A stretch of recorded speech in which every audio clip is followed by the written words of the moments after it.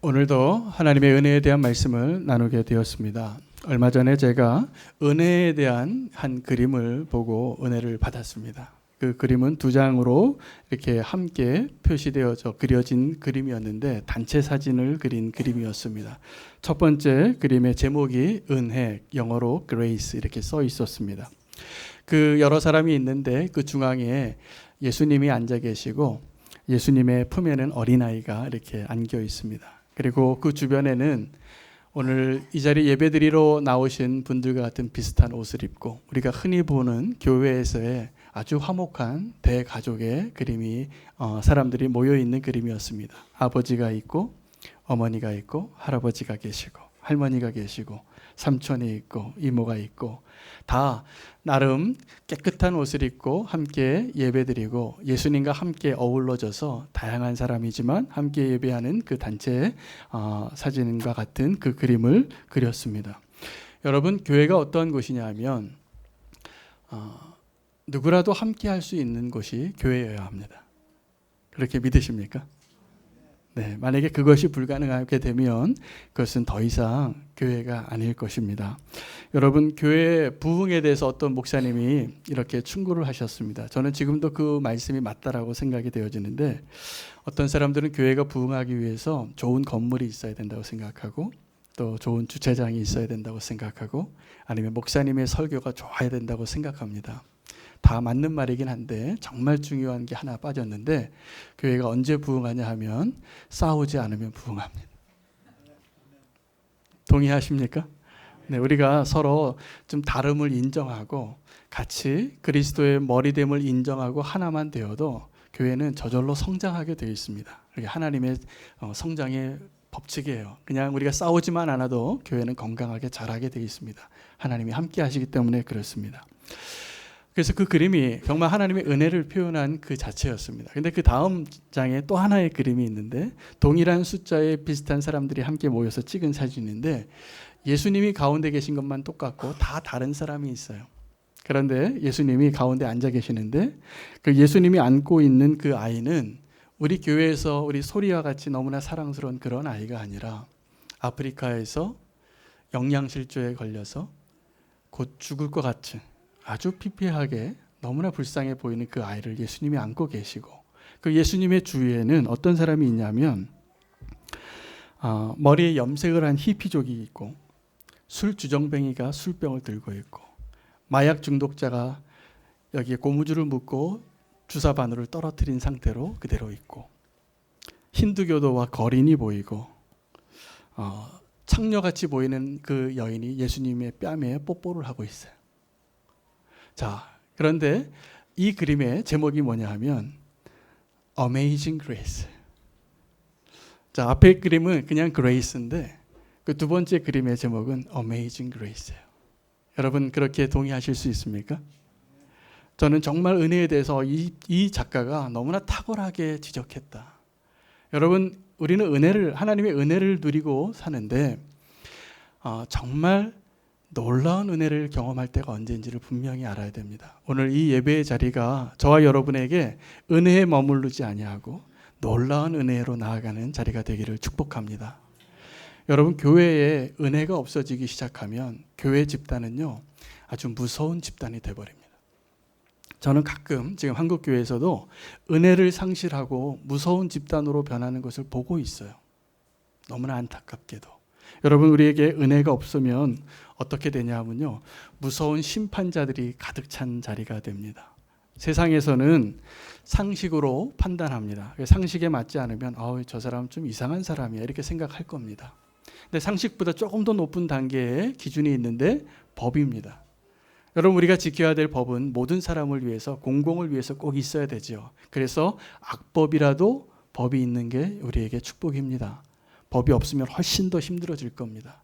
세상에서는 그래서 법을 지키는 사람들의 논리와 그런 기준으로 사람들을 평가하고 그렇게 서로 우리가 함께 법을 지키면서 함께 살 수 있게 되어지는 것이죠. 그런데 교회는 어떤 곳이냐면 상식도 아니고 대한민국 헌법도 아니고 하나님의 율법으로 사는 곳이에요. 근데 이 하나님의 율법은 훨씬 요구하는 기준이 높습니다. 근데 문제는 우리가 그 하나님의 율법을 다 아는데 은혜를 잃어버리면 어떻게 되냐면 그 하나님의 율법의 잣대로 평가하고 싸우게 된다라는 사실입니다. 여러분, 그래서 교회에서 싸우면 더 무서운 거예요. 다른 이유가 아니라 우리가 갖고 있는 기준이 훨씬 높아요. 그러니 그 기준에 안 맞는 사람이 어떻게 보이겠습니까? 다 죄인으로 보이는 겁니다. 다 판단할 거리가 있게 되는 것입니다. 여러분, 우리가 예배를 위해서 모일 때뿐만이 아니라 우리가 교회가 되어서 하나님의 백성으로 성도로 살아갈 때 우리가 꼭 놓치지 말아야 될 게 은혜입니다. 그래서 우리가 그 은혜를 잃어버리면 훨씬 무서운 집단으로 변하는 것은 순식간이 될 것입니다.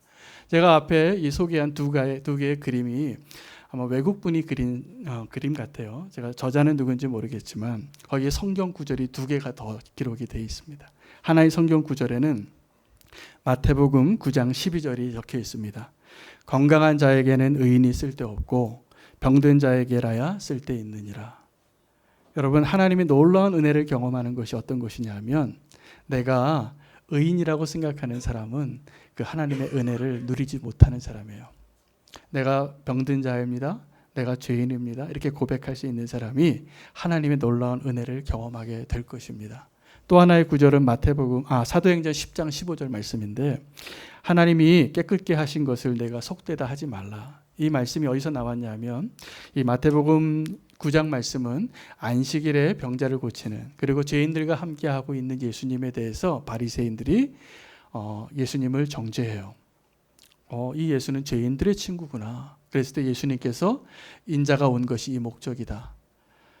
의인을 위해서 온 것이 아니라 병자를 위해서 온 것이다 말씀하신 것이고, 사도행전 10장 15절 말씀은 베드로가 낮잠을 자고 하나님께서 이 베드로의 편견을 깨트리느라고 3번이나 꿈을 꾸게 하죠. 하늘에서 보자기가 내려오는데 내가 절대로 이런 것을 안 먹습니다. 먹을 수 없습니다. 더럽습니다, 주님. 그럴 때 하나님께서 베드로에게 내가 깨끗게 한 것을 네가 왜 더럽다고 얘기하느냐라고 말씀해 준 그 본문을 기록하고 있더라고요. 저는 그 그림을 보면서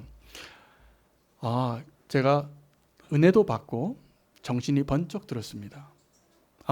오늘날 우리 교회가 하나님의 놀라운 은혜를 잃어버리면 어떻게 되겠구나. 여러분, 오늘날 만약에 예수님께서 이 땅에 오시면 누구랑 함께 있을 것 같습니까? 여러분, 이 첫 번째 그림 은혜와 두 번째 그림 놀라운 은혜, 그레이스와 어메이징 그레이스의 차이는 제가 보니까 이 어메이징 그레이스에 같이 찍힌 사람은 우리가 평소에 별로 가까이 하고 싶지 않은 사람들이에요. 근데 예수님이 그 자리에 함께 계시다는 것입니다. 여러분, 우리는 교회가 저는 정말 하나님의 놀라운 은혜로 하나님이 함께 하시고 예수님이 이 땅에 지금 오신다면, 이미 함께 하고 계시다면 어떠한 모습이 정말 하나님 원하시는 교회일까? 꼭 한번 생각해 보시기 바랍니다. 생각해 보면 우리가 그 두 번째 그림에 등장하는 그 사람들이라는 것을 발견하게 될 것이기 때문에 그렇습니다. 여러분, 하나님의 은혜에는 두 종류가 있습니다. 그래서 일반 은총과 특별 은총이 있는데, 일반 은총은 어떤 것이냐면 하나님께서 악인과 죄인에게 동일하게 베풀어 주시는 은혜들이 있습니다. 예를 들면 오늘 날씨가 너무 좋죠. 이 정말 선물 같은 이 날씨, 이렇게 맑은 하늘 보면 저는 그냥 행복해요. 그것만으로도 이미 너무 놀라운 하나님의 선물이더라고요. 그런데 이 맑은 하늘을 이 땅에 너무나 악한 죄를 범하고 있는 그 사람에게도 하나님이 주신다는 것입니다. 우리가 숨쉬는 산소와 우리가 발 딛고 서 있는 이 땅과 오늘도 해가 떠서 해가 지고 계절이 바뀌고 추수할 것을 자라게 하시고 먹이시고 입히시는 이 놀라운 하나님의 은총을 하나님은 악인과 의인에게 동일하게 베풀고 계시고 있습니다. 여러분, 이것을 일반 은총이라고 합니다. 그래서 우리가 하나님을 알기 전에도, 우리가 죄인일 때도 우리는 이미 하나님의 은혜를 입고 있는 자였다는 것이죠. 또 하나의 종류의 일반 은총이 있는데 이런 겁니다. 콩 심은 데 콩 나고 팥 심은 데 팥 난다는 것을 믿는 것입니다. 여러분, 세상에서는 이러한 원칙으로, 이러한 원리로 생각하고 그렇게 되어지는 것이 합당하다고 생각해요. 권선징악이 되어야 된다고 생각해요. 그렇죠? 그래서 어떤 영화를 하나 봐도 해피엔딩이 되기를 바랍니다. 선한 사람이 잘 됐으면 좋겠고 악한 사람은 벌을 받았으면 좋겠어요. 이게 일반 은총이에요. 우리가 흔히 생각하는 하나님의 은혜 가운데 우리가 잊고 있는데, 이것이 만약에 하나님이 그렇게 이 세상을 운행하시지 않는다면 우리는 억울해서 못 살 겁니다. 그리고 우리가 정말 미래를 보장받을 수 없을 겁니다. 하나님은 그렇게 지금도 그 일반 은총 가운데 우리를 살게 하시고 계십니다. 그러면 특별 은총이 뭐냐 하면, 내가 죄인인데, 내가 사실 하나님의 은혜를 받을 만한 자격이 없는데 하나님이 용서해 주시는 거예요. 근데 오늘 하나님이 저와 여러분에게 오늘 주시고자 하는 은혜가 바로 그 은혜입니다. 그냥 은혜에 머물러 있지 않고 죄인들에게 주시는 하나님의 놀라운 은혜를 오늘 꼭 경험하시고 만나시고 하나님 안에 그렇게 나아가시기를 축복합니다. 오늘 본문이 어떤 본문이냐 하면, 그 완전 범죄에 성공한 다윗을 향하여 하나님이 베풀어 주시는 특별한 은총을 우리가 발견하는 내용입니다. 다윗은 아주 끔찍한 죄를 성공했습니다. 그래서 한 여인과 유부녀였습니다. 한 여인과 간음했고, 그리고 자기의 죄를 덮으려고 여러 가지 시도를 했습니다. 근데 그 시도가 실패하자 나중에는 그 남편을 죽여버리려고 생각하고 완전 범죄에 성공하죠. 자기의 그 추악한 죄를 충분히 이해해 줄 수 있는 좋은 신복을 하나 뒀는데 요압이 돕습니다. 그래서 요압이 다윗의 편지를 받고 우리아를 죽이는데 함께 공범이 되고, 그리고 이 사건은 세상에 잊혀진 것 같이 지나가 버렸습니다. 적어도 1년이 지났습니다. 여러분, 요즘 한간에 아직도 그 사건이 뉴스에 나오고 있는데, 어떤 한 여인이 새로 재혼을 했는데 그 전 남편을 살해했어요. 아주 완전 범죄로 묻혀질 뻔했는데 그 사체가 발견이 되어지고, 아주 경험이 많은 베테랑 형사가 이 사건을 그 기자회견을 했는데 너무나 잔인하게 훼손해서 두려울 정도였다 그러더라고요. 그러니까 이 여인이 그 완전 범죄에 성공했어요. 그런데 완전 범죄는 사실은 없습니다. 하나님 앞에서는. 그런데 다윗은 이 여인보다, 오늘 우리가 뉴스에서 듣고 있는 그 여인의 범죄보다 훨씬 더 나쁜 죄질이 나쁩니다. 완전 범죄에 성공하고 왕이기 때문에, 그 권력을 가지고 있었기 때문에 그렇게 나는 죄인이 아닌 것처럼 여전히 그 왕의 자리에 앉아있고, 그 죄에 대해서 아무도 논할 수 없는 그 상황 가운데 하나님께서 한 사람을 보내십니다. 나단이라는 선지자를 보냅니다. 여러분, 우리는 오늘 그 본문 가운데 다윗이 죄를 범하고 성공하고 완전 범죄를 성취하고 그 죄가 덮여진 상태에서 적어도 보냈을 그 1년을 다윗이 어떻게 보냈는가를 한번 상상해 볼 필요가 있습니다. 다윗이 그렇게 우리가 생각하기에 너무나 끔찍한 죄를 범하고 간음하고 살인하고 그리고 아무 죄도 없는 척하고 그렇게 지내는 1년 동안 어떻게 지냈을까요? 만약에 다윗이 하나님의 사람이 아니라 이미 양심의 화인 받아서 미련하고 정말 죄 가운데 살던 사람이었다면 별로 죄책감을 안 느끼고 살았을 거라고 생각이 될 겁니다. 그러나 다윗이 어떠한 사람이냐 하면 하나님의 사람이었어요. 저는 다윗이 여전히 백성들 앞에서 왕으로 있고 여전히 그 성전에 가서 제사를 드리고 여전히 목사로서 또 하나님의 그 영광이 함께 있는 사람으로서 여전히 그 하나님 앞에 의로운 자로서 서 있으면서 있는 것 자체가 얼마나 괴로웠을까. 저는 다윗이 괴로웠을 거라고 믿어요. 믿고 싶어요. 아니었을지라도 그 하나님의 사람이 한번 범죄하고 그렇게 덮어놓고 있는 것은 괴로운 것입니다. 여러분, 그런데 하나님께서 더 괴로우신 것을 아셔야 돼요. 다윗이 그렇게 하나님의 사람이 범죄하고 범죄에 성공해서 죄를 짓지 않은 것처럼 있는 것을 하나님이 훨씬 더 아파하셔서 나단을 하나님이 보내셨다는 것을 우리가 알아야 됩니다. 여러분, 나단이 이제 다윗에게 나와서 우리가 아시는 것처럼 한 이야기를 합니다. 이야기를 하고 다윗을 회개하는 자리로 불러들이는데 성공하는데, 나단이 이 다윗에게 나간 것은 그냥 나간 것이 아니라 목숨을 걸고 나간 것을 아셔야 됩니다. 다윗은 아직 회개하기 전이고 여전히 자기의 죄를 덮기 위해서 또 하나의 우리아를 죽이는 것처럼 나단을 충분히 죽일 수 있는 권력과 아직도 회개하지 않은 모습 가운데 있었다는 사실입니다. 여러분 만약에 오늘 이 시간에 여러분이 숨겨놓은 어떤 죄를 누군가가 들춰내려고 하면 여러분은 어떻게 반응하실 수 있겠습니까? 다윗처럼 회개할 수 있습니까? 쉽지 않습니다. 자, 오늘 이 나단이 이 다윗에게 나아가서 한 이야기를 하는데 굉장히 지혜롭고 마지막에 이 이야기의 끝의 결론에 선지자의 권위를 가지고 다윗에게 직격탄을 날립니다. 당신이 바로 그 사람이라. 여러분 그 이야기는 잘 아는 것처럼 요약하면 이렇습니다.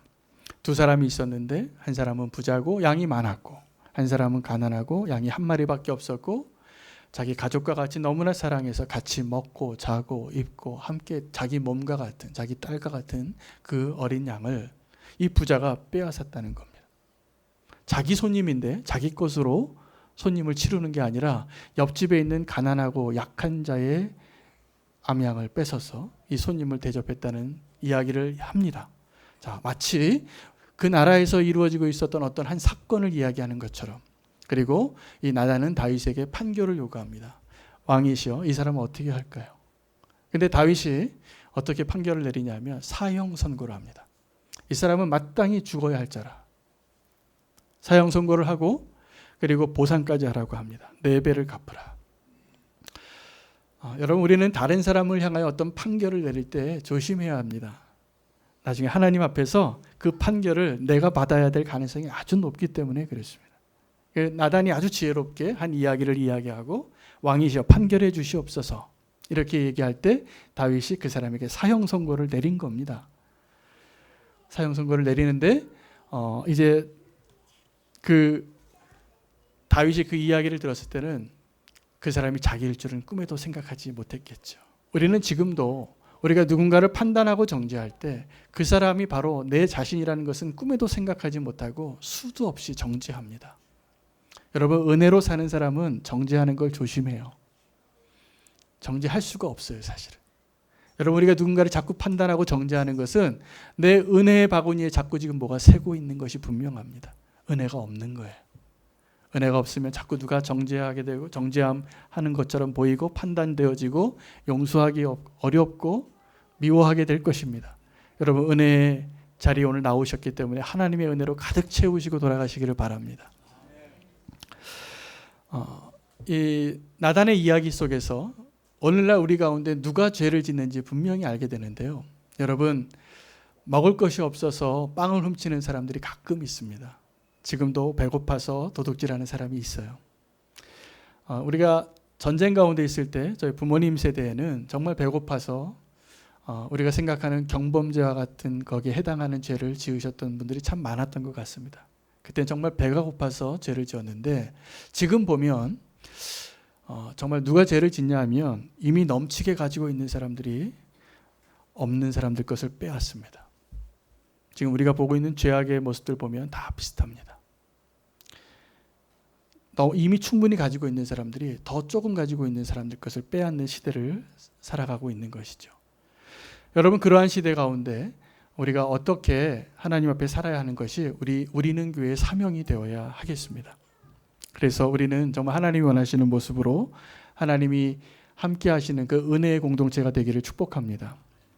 다윗이 그 범죄한 것을 이 나단이 바로 그 이야기는 두 파트로 이어지는데 하나는 스토리텔링을 했고 하나는 다윗의 죄에 대한 결과에 대해서 얘기하는데 그 결과를 요약하면 이것입니다. 꼭 기억하시기 바랍니다. 성도가 죄를 지을 때 우리는 하나님이 용서해 주시니까 죄에 대한 결과가 없는 줄 알아요. 근데 그렇지 않습니다. 모든 죄에는 결과가 따릅니다. 이게 하나님의 법칙이에요. 예수님이 그 죄를 대신 지어준 것뿐이에요. 그 죄의 대가를 대신 짊어진 것뿐이에요. 근데 다윗에게도 다윗이 이렇게 끔찍한 죄를 지었는데 하나님의 사람일수록 데미지가 큽니다. 여러분, 저와 여러분이 하나님의 성도로 살아갈 때 우리가 죄를 정말 더 두려워해야 돼요. 죄를 너무나 손쉽게 짓는 가운데 있는 사람들보다 하나님의 백성들은 우리가 죄를 지을 때 꼭 기억해야 될 것은 오늘 두 가지가 있는데, 죄에는 결과가 따른답니다. 사단은 이걸 얘기하지 않아요. 언제? 우리가 죄 지을 때. 그러나 두렵게도 정말 하나님의 사람일수록 죄의 대가가 있는데, 다윗이 그 범죄한 것에 대한 대가를 다 이야기합니다. 나단이 어떻게 얘기합니까? 네가 아무도 모르게 한 여인을 간음했기 때문에 너의 아내들은 하나님이 그렇게 하신다고 하셨는데 백주 대낮에 빼앗겨서 다 겁탈당하리라. 그 일이 자기 아들에게 이루어집니다. 압살롬이 정권을 다시 아버지의 자리를 빼앗을 때 그 일들이 이루어집니다. 또 네가 이 죄를 덮기 위해서 무고한 사람을, 충신을 죽였는데 너의 집안에 대대로 칼이 떠나지 아니하리라. 그래서 이 다윗은, 하나님이 다윗의 후손에게 축복을 주셨어요. 네가 아무리 잘못해도 너에게서 왕이 나오는 것을 끊기 않게 하겠다. 계속 영원히 축복하겠다. 그 약속이 계속 이루어지기도 하고, 네가 범죄했기 때문에 너의 집안에 칼이 끊이지 않게 되리라. 다음 주부터 본문이 계속 이제 몰락하는 다윗의 가문의 이야기가 시작이 됩니다. 비극이 시작이 됩니다. 여러분 꼭 기억하세요. 하나님 우리를 용서하시지만 여러분 우리가 지은 죄의 대가가 있다는 사실입니다. 그것만 알아도 우리가 죄 짓지 않을 겁니다.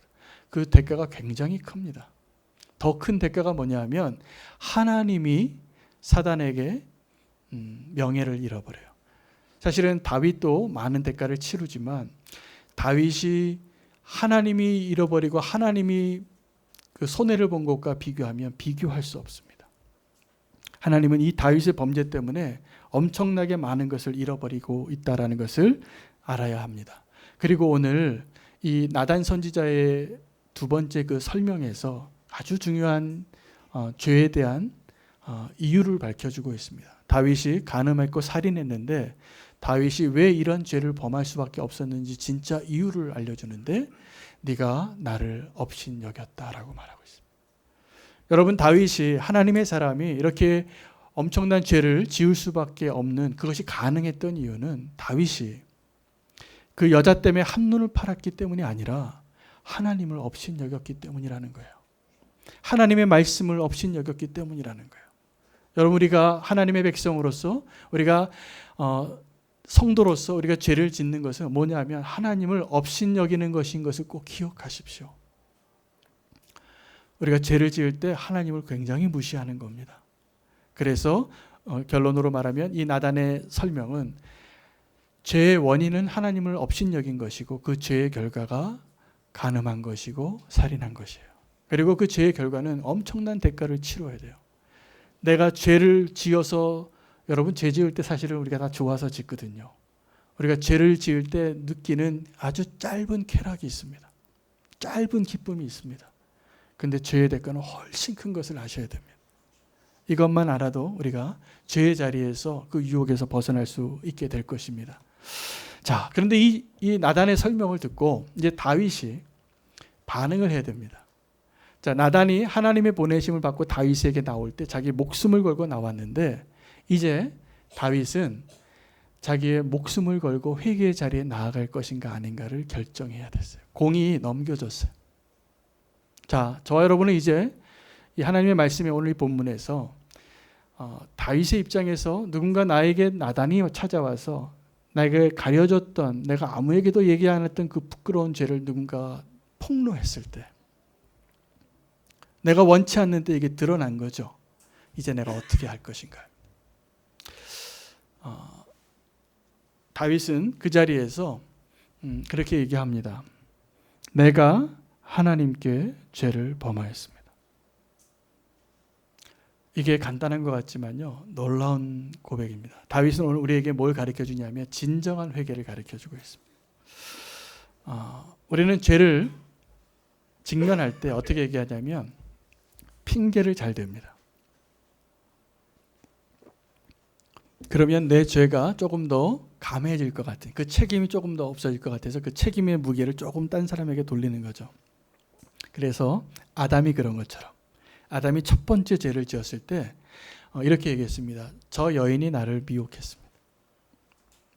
저 여인이 나에게 사과를 갖다 줬습니다. 그래서 나는 아무것도 모르고 앞뒤 모르고 그냥 먹은 공범입니다.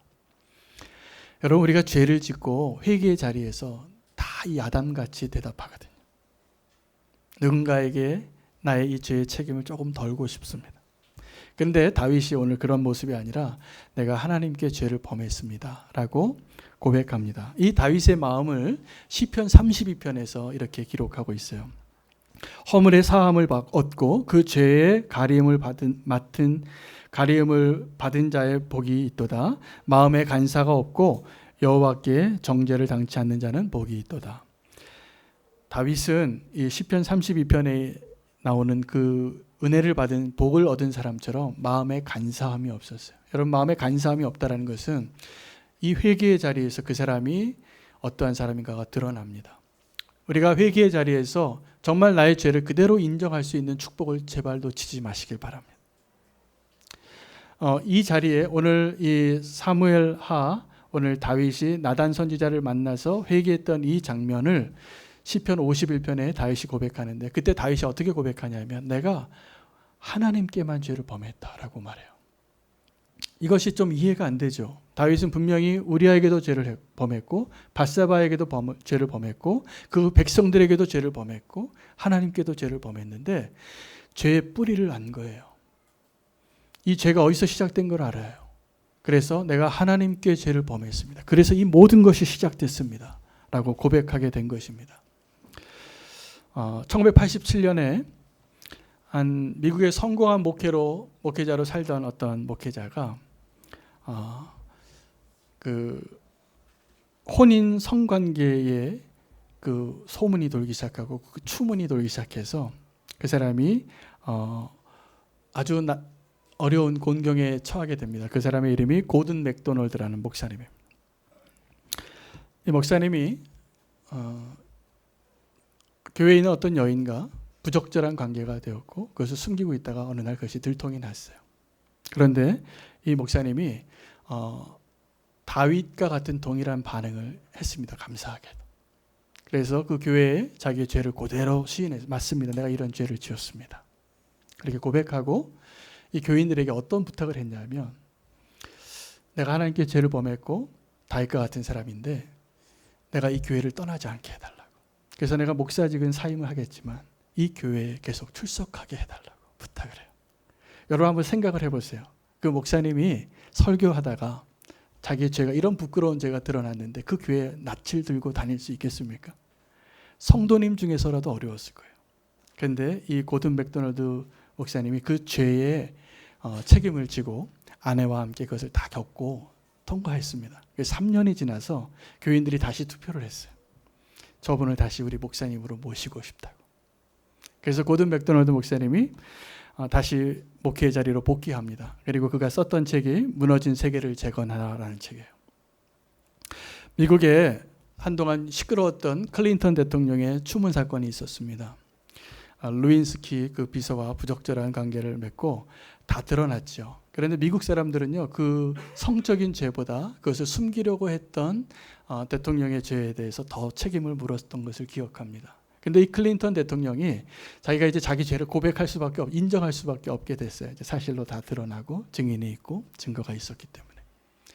그때 클린턴 대통령이 자기의 이런 성적인 죄를 치유받기 위해서 꼭 만나고 싶었던 사람이 이 고든 맥도널드 목사님이었어요. 그래서 이 고든 맥도널드 목사님이 클린턴 대통령을 3년 동안 카운슬링합니다. 그리고 그 부인이 대통령으로 다시 출마할 정도로 이 가정이 그래도 죄를 지었지만 그래도 다시 한번 그 사회에서 재기하는 모습을 보았습니다. 여러분, 오늘 저와 여러분이 혹시 나단을 만났다면 저는 오늘 이 자리가 그 자리가 되기를 원합니다. 나단을 만났다면 고든 맥도널드 목사님이 필요한 것이 아니라 다윗을 만나면 됩니다. 오늘 다윗이 어떻게 회개했는지 오늘 우리가 함께 나아갈 수 있으면 좋겠습니다. 다윗이 자기에게 사형 선고를 내리고 이제 피할 수 없는 하나님도 사형 선고를 내리고 나도 사형 선고를 내렸는데 이제 피할 수 없는 그 자리에서 그 고백해요. 내가 그 죄를 지었고 그 죄인입니다. 그런데 나단이 이 다윗에게 뭐라고 얘기하냐면 압니다. 당신이 죄인인 걸 아는데 하나님께서 당신을 용서하셨습니다. 그리고 뭐라고 얘기하냐면 하나님께서 당신을 용서하셔서 당신이 죽지 않을 거라는 거예요. 다윗이 스스로도 사형 선고를 내렸는데 하나님이 당신을 죽지 않게 하고 대신 저 아이가 죽을 겁니다. 죄악에 뿌렸던 씨앗을 뿌렸던 그 아이가 죽을 겁니다. 그렇게 예언을 합니다. 자, 이제 그 아이가 죽을 것이라는 예언을 받고 다윗은 금식 기도를 시작합니다. 뭐라고 기도했을까요? 하나님 저 아이를 살려주세요. 두 가지 기도를 했을 것 같아요. 하나님 내 죄를 용서해 주세요. 또 하나는 하나님 저 아이를 살려주세요. 왕이 금식하고 너무 간절하게 기도하니까 그 나라의 원로들이 다윗과 함께 금식합니다. 그리고 함께 아파합니다. 함께 기도하는 것이죠. 자, 그렇게 기도하는데 7일 후에 그 아이가 죽습니다. 그래서 그 아이가 죽은 사실을 이 왕궁에 있는 사람들이 다윗에게 말을 하지 못하는 거예요. 그런데 수근수근하는 소리를 듣고 다윗이 눈치를 챕니다. 그리고 묻습니다. 아이가 죽었느냐? 예, 죽었습니다. 차마 말을 못했는데 오늘 죽었습니다. 그 이야기를 듣자 다윗이 금식을 중단합니다. 금식을 중단하고 도리어 이 백성들이 이 신하들이 생각하기에는 아직 살아있을 때 그 정도 기도했다면 죽었다면 더 슬퍼해야 될 텐데 다윗이 이 신하들의 상상을 깨트리는 행동을 하는 겁니다. 갑자기 금식을 중단하고 옷을 입고 음식을 먹고 일상으로 돌아온 거죠.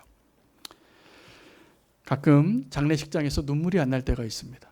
내가 분명히 울어야 되는데 우리 어머니가 돌아가시고 우리 남편이 죽고 내 자녀가 죽어서 슬퍼해야 되는데 눈물이 안 나는 그런 유가족을 제가 가끔 봅니다. 그러면 괜찮다고 제가 말씀드려요. 근데 우리는 어떨 때가 있냐면 주변 사람들 때문에 좀 울어야 될 것 같아요. 울어야 될 것 같아요. 괜히 슬픈 생각이 더 나고. 자, 그런데 다윗은 그렇지 않았어요. 다윗은 회개하고 하나님의 은혜를 아는 사람이었기 때문에 하나님의 은혜를 덧입은 받은 사람이기 때문에 어떻게 회개해야 하는 것과 회개하고 나서 우리가 어떻게 살아야 하는 것까지 말해주고 있는 하나님의 사람이었습니다. 여러분, 죄가 드러났을 때 사울과 다윗의 차이가 있어요. 사울은 자기의 죄가 드러났을 때 사무엘의 옷을 찢을 정도로 붙잡습니다. 그가 원했던 건 뭐냐면 이 사람들 앞에서만큼이라도 내가 아직도 하나님과 함께하고 있는 사람인 것처럼 나와 함께해 주십시오. 나를 떠나지 말아주세요. 그가 그 간절하게 기도했던 그 기도는 오늘 다윗이 그 아이를 위해서 간절히 기도했던 그 기도와 똑같은 기도였는데 하늘과 땅만큼의 차이가 있습니다. 다윗은 하나님께 기도하고 사람들의 시선을 전혀 신경 쓰지 않는 믿음의 사람이었어요. 사울은 하나님의 시선을 신경 쓰지 않고 사람들의 시선을 신경 썼던 사람이었어요. 훨씬 불행한 사람입니다. 여러분, 우리가 회개했다면 사람들의 시선이 아니라 하나님의 시선 앞에 사는 것을 결단하십시오. 다윗은 그렇게 얘기합니다. 그 아이가 죽었냐고. 그럼 내가 이제 금식할 이유가 없다. 이 신하들이 그 다음날 찾아와서 의아해서 묻습니다. 왕이시여, 어떻게 된 일입니까? 우린 도저히 이해할 수가 없습니다. 왕이 더 슬퍼할 줄 알았습니다. 그런데 어떻게 눈물 하나 흘리지 않고 지금은 이렇게 맛있는 음식을 먹고 있습니까? 다윗이 이렇게 얘기합니다. 내가 저 아이를 나를 불쌍히 여겨서라도 좀 살려주기를 구한 것뿐이다. 그런데 이제 그 아이가 죽었으니 이렇게 얘기합니다. 나는 그 아이에게로 가겠지만 그 아이는 내게로 오지 못하리라. 그것을 깨끗하게 인정하고 아주 합리적인 생각으로 옷을 입고 금식을 중단한 것입니다. 여러분, 우리의 회개는 우리의 과거의 어떠한 죄를 해결하기 위한 것이 아니라 우리의 앞으로의 미래를 위해서 결단하며 나아가는 것이 우리의 회개여야 합니다. 자꾸 후회를 해요. 자꾸 사람들의 눈에 보이는 눈물을 보이는 것이 회개인 줄 알아요. 여러분, 회개는 우리의 과거를 위한 것이 아니라 앞으로의 믿음의 삶을 위한 것인 것을 아셔야 됩니다. 그래서 오늘 다시 한번 우리가 회개해야 돼요. 다윗은 그 놀라운 은혜를 우리에게 알려주고 오늘 그 장면에서 하나님이 어떻게 얘기하시냐면 다윗을 너무나 사랑하세요. 이 뻔뻔한 다윗, 신하들이 이해하지 못하는 그 다윗을 하나님이 사랑하세요. 왠지 아십니까? 다윗은 사람들의 시선이 아니라 하나님의 시선 앞에 살기로 결단했기 때문에. 그래서 하나님이 또 한 번 축복을 하세요. 다윗에게 위로를 하시고 다윗이 그 여인을 위로합니다.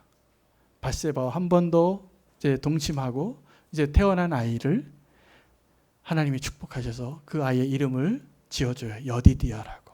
여디디아라는 말의 뜻은 하나님의 사랑을 입은 자예요. 여러분, 다윗이 가장 끔찍한 죄를 짓고 회개했을 때 하나님이 가장 사랑스러워하셨다는 거예요. 그 아이가 누굽니까? 솔로몬이에요. 여러분, 우리가 하나님 앞에 은혜에 머물지 않고 놀라운 은혜의 자리에 나아가는 그 축복이 오늘 이 다윗의 모습 가운데 있는 것을 발견하셔야 됩니다. 우리는 내가 하나님 앞에 선하게 살고 콩 심은 데 콩 나고 팥 심은 데 팥 나는 것을 기뻐하는 정도의 하나님의 일반 은총 가운데 있는 자가 아니라 나 같은 죄인을 하나님이 용서하시고 더 사랑스러워서 여디디아라고 축복하시는 그 은혜 안에 사는 사람인 것을 아셔야 됩니다. 오늘 이 자리는, 이 예배의 자리는 다른 자리가 아니라 하나님, 내가 이런 죄인입니다. 이 고백을 할 수 있고 나에게 보내진 그 나단을 만나는 자리가 되어야 합니다. 하나님의 놀라운 은혜의 자리가 그냥 은혜가 아니라 어메이징 그레이스입니다. 그레이스가 아니라 어메이징 그레이스를 경험하는 저와 여러분이 되시기를 축복합니다. 기도하겠습니다. 하나님, 다윗의 가장 부끄러운 자리에서 하나님께서는 가장 놀라운 은혜를 주셨음을 우리가 오늘 보았습니다. 아직도 나의 죄악을 숨기고 사는 것이 훨씬 더 안전할 것이라고 믿는 그 어리석은 모습에서 우리를 깨뜨려 주셔서 주님이 원하시는 빛 가운데로 나아가고 이제는 죄와 상관없는 자로 살 수 있도록 우리를 인도하여 주시옵소서. 하나님의 놀라운 은혜를 경험할 수 있게 하여 주시고 다윗이 오늘 우리에게 보여준 것처럼 진정한 회개의 방식을, 회개를 어떻게 해야 하는가를 배우기를 원합니다. 사람의 시선을 의식하는 회개가 아니라 하나님의 시선만을 의식하는 회개로 나아가게 하여 주시옵소서. 그래서 오늘 주님이 주시는 그 놀라운 은혜의 자리에 나아가서 하나님, 주님과 함께 또 주님의 사랑을 더 놀랍게 경험하는 저희들 되게 인도하여 주시옵소서. 예수님의 이름으로 기도합니다. 아멘.